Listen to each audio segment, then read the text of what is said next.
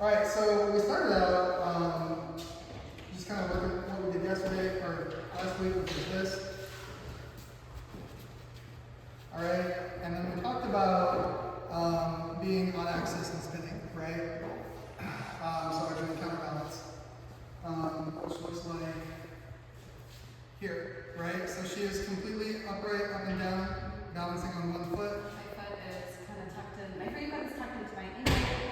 And I'm staying rooted, energy rooted down into the ground. Really strong frame, really strong core, and I'm just rotating her around her axis.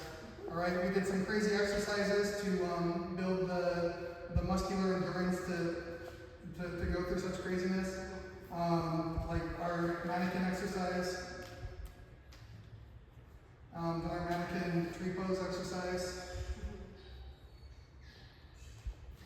And we appreciate our follows for going through this. And really making sure, because we'll see this even when we're doing counterbalances, like out in the wild, making sure that I'm keeping my core engaged, because we don't want, as a follow, we want to make sure that we don't start to do this, start to shift out. So we're keeping our core nice and engaged, and keeping our frame engaged. Yeah, so we don't want to do that. We don't want the arm to go. We don't want like this loosey-goosey action happening with the elbow behind. So everything is very like very We want ankles to be strong. It's like the entire body is like made of marble.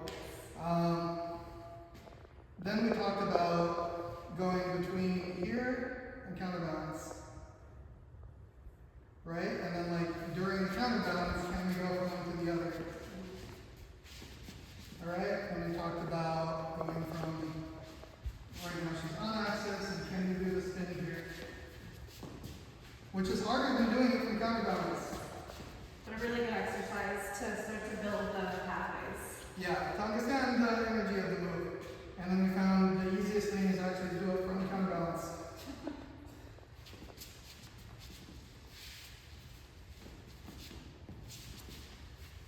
Alright, what we didn't talk about that we'll get to next week is it's even easier to do it in a free spin. Yeah.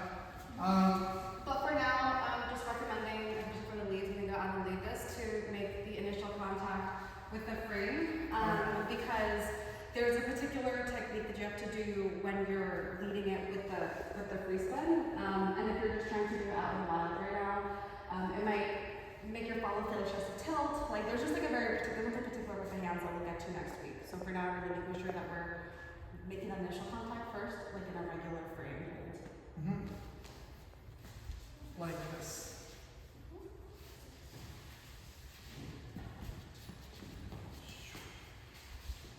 Alright.